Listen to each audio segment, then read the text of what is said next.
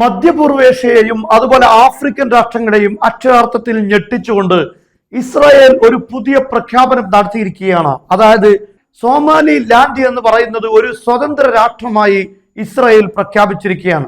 സോമാലിയുടെ വടക്ക് ഭാഗത്തുള്ള ഒരു പ്രദേശമാണ് സോമാലി ലാൻഡ് എന്ന് പറയുന്നത്. 1991 ഇവർ സോമാലിയയിൽ നിന്ന് വേർപിരിഞ്ഞ് സോമാലി ലാൻഡ് എന്ന പേരിൽ സ്വയം ഭരണം തുടങ്ങി. അവർക്ക് സ്വന്തമായി സർക്കാർ, പോലീസ്, കറൻസി എന്നിവയൊക്കെ ഉണ്ടെങ്കിലും ഐക്യരാഷ്ട്രസഭയോ ലോകത്തിലെ ഭൂരിഭാഗം രാജ്യങ്ങളോ ഇവരെ ഒരു സ്വതന്ത്ര രാജ്യമായി ഇതുവരെ അംഗീകരിച്ചിട്ടില്ല. ഇത് ഇപ്പോഴും നിയമപരമായി സോമാലിയയുടെ കീഴിലാണ് നിലനിൽക്കുന്നത്. എന്നാൽ കഴിഞ്ഞ ദിവസമാണ് ലോകത്തെ ഞെട്ടിച്ചുകൊണ്ട് ഇസ്രായേൽ ഒരു പ്രഖ്യാപനം നടത്തുന്നത്. സോമാലി ലാൻഡ് എന്നത് ഒരു സ്വതന്ത്ര രാഷ്ട്രമായിട്ട് ഇസ്രായേൽ കണക്കാക്കുന്നു. ഇസ്രായേലിൽ സോമാലി ലാൻഡിന്റെ എംബസി തുറക്കുന്നു.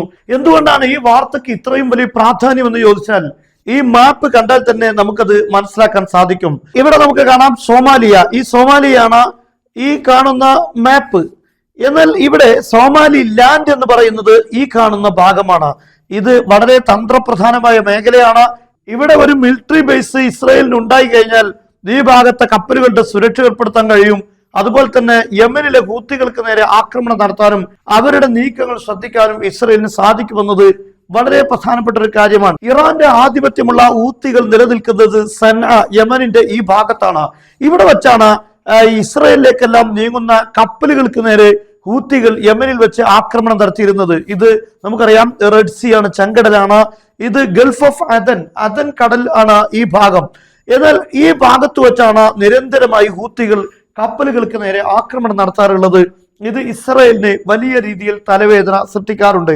എന്നാൽ നേരിട്ട് ഒരു സൈനിക ഇടപെടൽ നടത്താൻ ഇസ്രായേലിന് യമനിൽ സാധിക്കുകയില്ല. കാരണം തൊട്ടടുത്ത ഭാഗങ്ങളിലൊന്നും എയർബേസുകൾ, മിലിറ്ററി എയർബേസ് ഇസ്രായേലിന് അനുകൂലമായി ഇല്ല എന്ന് തന്നെയാണ്. അതുകൊണ്ട് തന്നെ 2000-ലധികം കിലോമീറ്റർ സഞ്ചരിച്ചിട്ട് വേണം ഹൂത്തികൾക്ക് നേരെ ആക്രമണം നടത്താൻ. സ്വാഭാവികമായും യുദ്ധവിമാനങ്ങൾക്ക് ഒരുപാട് പരിമിതികളുണ്ട് ഇത്രയും ദൂരം വന്ന് ആക്രമിക്കാൻ. എന്നാൽ കടലിൽ അമേരിക്കയുടെ എയർക്രാഫ്റ്റ് കാരിയറുകൾ, വിമാനവാഹിനി കപ്പലുകൾ പലപ്പോഴും നിലനിൽക്കാറുണ്ട്. ഹൂത്തികൾക്ക് നേരെ ആക്രമണം നടത്തിയിട്ടുണ്ട്. അപ്പോഴെല്ലാം ഹൂത്തികളുടെ ശക്തമായ തിരിച്ചടി ഈ കപ്പലുകൾക്ക് നേരെ ഉണ്ടാകുന്നു എന്നത് അമേരിക്കക്ക് വലിയ തലവേദനയാണ്. എന്നാൽ ഈ സോമാലി ലാൻഡ് പ്രഖ്യാപിക്കുന്നതോടുകൂടെ എന്താണ് ഇവിടെ ഉണ്ടാകുന്ന പ്രാധാന്യം? അറബ് രാഷ്ട്രങ്ങളെല്ലാം, ആഫ്രിക്കൻ രാഷ്ട്രങ്ങളെല്ലാം ഇതിനെതിരെ ശക്തമായി രംഗത്ത് വന്നിട്ടുണ്ട്.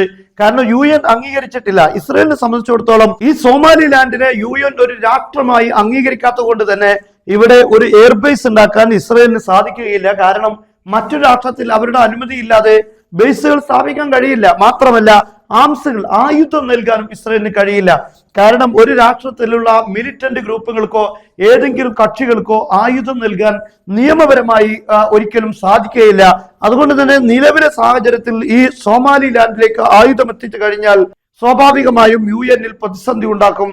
അതുകൊണ്ട് തന്നെ നിയമപരമായി ആയുധം എത്തിക്കാനുള്ള പദ്ധതിയാണ് ഇപ്പോൾ ഇസ്രായേൽ ആവിഷ്കരിക്കുന്നത്. അതിന്റെ ഭാഗമായിട്ടാണ് സോമാലി ലാൻഡിനെ ഒരു രാഷ്ട്രമായി, സ്വതന്ത്ര രാഷ്ട്രമായി ഇസ്രായേൽ പ്രഖ്യാപിച്ചിരിക്കുന്നത്.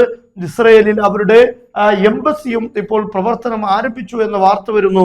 സ്വാഭാവികമായും അറബ് രാഷ്ട്രങ്ങളിൽ നിന്നുള്ള ശക്തമായ പ്രതിഷേധമുണ്ട്.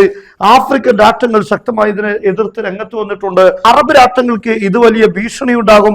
അതുപോലെ തന്നെ ആഫ്രിക്കൻ രാഷ്ട്രങ്ങളിൽ പല രീതിയിലുള്ള പ്രതിസന്ധികൾ ഇസ്രായേലിന്റെ ഈ കടന്നുവരവോടെ ഉണ്ടാകുമെന്നത് സ്വാഭാവികമാണ്. ഒരു കാര്യം എന്തായാലും നമുക്ക് പറയാൻ ഇപ്പോൾ സാധിക്കും, ലോകത്തെവിടെ, മുസ്ലിം കൺട്രികളിൽ എവിടെയൊക്കെയോ തീവ്രവാദ സംഘങ്ങൾ, സോമാലിയയിൽ തീവ്രവാദികൾ ഉണ്ട് എന്ന് നമുക്കറിയാം. അവിടെ തീവ്രവാദ ആക്രമണങ്ങളും തീവ്രവാദ സംഘങ്ങളും ഉണ്ട്.